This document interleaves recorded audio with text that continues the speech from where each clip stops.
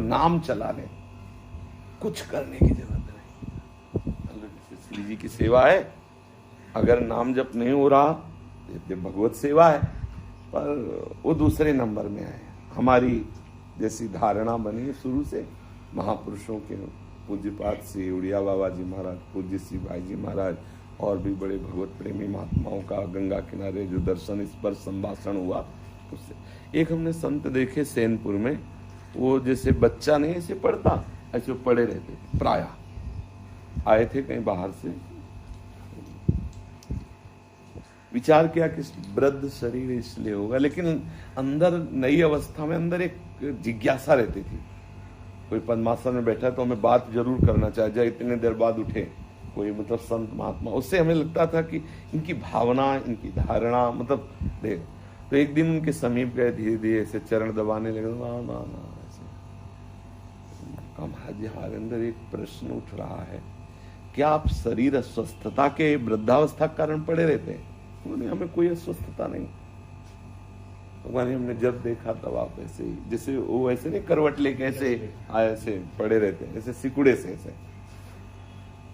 तो उन्होंने कहा कि पंजाब में कहीं किसी आश्रम में गए होंगे, तो वहां उन्होंने किसी सिद्ध संत के दर्शन किए होंगे, तो उनको देखा कि वो सदैव कभी दीवाल का आश्रय ले, वृद्ध थे, नाम होगा।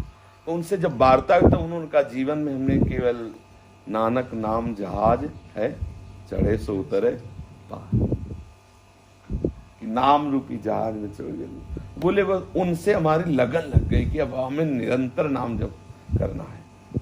अब बोले बराबर हम पद्मासन आदि में बैठ नहीं सकते, ये आसन हमें बहुत सुखद लगा, इसलिए हर समय बस जब देखो तो आपको ऐसे ही मिलेंगे, शांत ऐसे किए।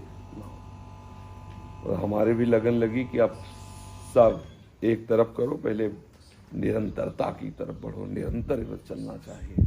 तो गंगा जी के किनारे जैसे आसनों में बैठ करके, फिर लेट करके, रेत में लेटे हुए, रात्रि में लेट करके, तो इतना आनंद मतलब आने लगा कि जब पूरी पूरी रात कभी कभी जैसे चलता ना, तो सुबह ऐसा लगता है जैसे सैकड़ों बार गंगा स्नान करने पर एकदम निर्मलता एकदम होती ना, ऐसा लगता पूरी पूरी रात भजन जैसे नाम चल रहा, कभी टहल कर, कभी बैठ कर, कभी लेट करके, पूरे बड़ा आनंद का अनुभव। इधर उधर भटकने की जरूरत नहीं, आपके पास बहुत बड़ी वस्तु है।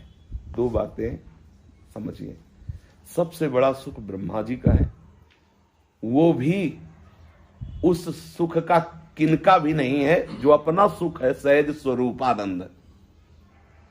कहीं मतलब किसी क्रिया से, किसी बाहर पद प्रतिष्ठा से जो सुख जितने भी है, वो अपने स्वरूपानंद का लेस भी नहीं, जो अपना स्वरूप है।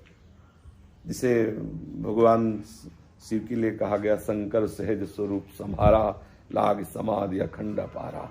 वो अपना स्वरूप, अपना स्वरूप जो भगवद अंश स्वरूप हमारा है, सहज सुख राशि है।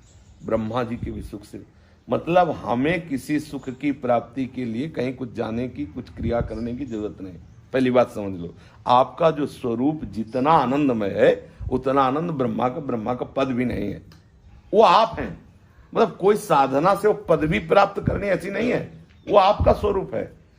आप अपने को शरीर संसार में राग के द्वारा बांध दिए, इसलिए आप नहीं समझ पा रहे। दूसरी बात, इस सुख से भी करोड़ों में गुणा करने पर जो महासुख है, वो नौ किशोरी किशोर अत्यंत सुंदर, अत्यंत सुकुमार, महारस बरसते हुए श्री प्रिया प्रीतम का सुख है, दासत्व, जिसके आगे मोक्ष सुख और ये ब्रह्मानंद भी थूक देने लायक हो जाता है। श्रीपाद प्रबोधानंद जी ने वृंदावन महिमामृत में लिखा है कि इस सुख वृंदावन की शोभा, वृंदावन के प्रिया प्रीतम के महारसमय विहार को देख करके ये ब्रह्मानंद थुतकी कृत्य, तो थूक देने। अब आप विचार करो, वो ब्रह्मानंद जिसके लिए बड़े बड़े योगी यति जन साधना करते रहते, वो हमारा स्वरूप है। और ऐसे स्वरूपानंद से भी महाश्रेष्ठ प्रिया प्रीतम का प्रेम, और वो प्रेम रस प्राप्त करने के लिए हितजू महाराज को श्री जी ने निज मंत्र दिया। निज मंत्र साक्षात नवनिवृत्त निकुंज की चाबी है। आप जितना जपते जाएंगे उतने ही आपके अंदर भाव का प्रादुर्भाव होता चला जाएगा। अब इतनी बड़ी वस्तु पर आपका विश्वास दृढ़ हो जाए, निरंतरता मतलब कुछ भी करने की जरूरत नहीं। सबसे बड़ा बात है भजन, निरंतर चिंतन, प्रिया प्रीतम के स्वरूप में स्थित होना, वो है केवल निज मंत्र के द्वारा। ऐसे हमारे मन की गति प्रिया प्रीतम में नहीं लग सकती बिना आचार्य मंत्र उपदेश के, बिना सहचरियों की कृपा के इस रस में मन नहीं लगता, कोई भी कहीं भी हो। तभी कह दिया गया, यन नारदाजे सुकैरगम्यम वृंदावने वंजुल मंजु कुंजे तत्कृष्ण चेतो हरणैक विज्ञ मद्रास्त किंचित परमं रहस्यम।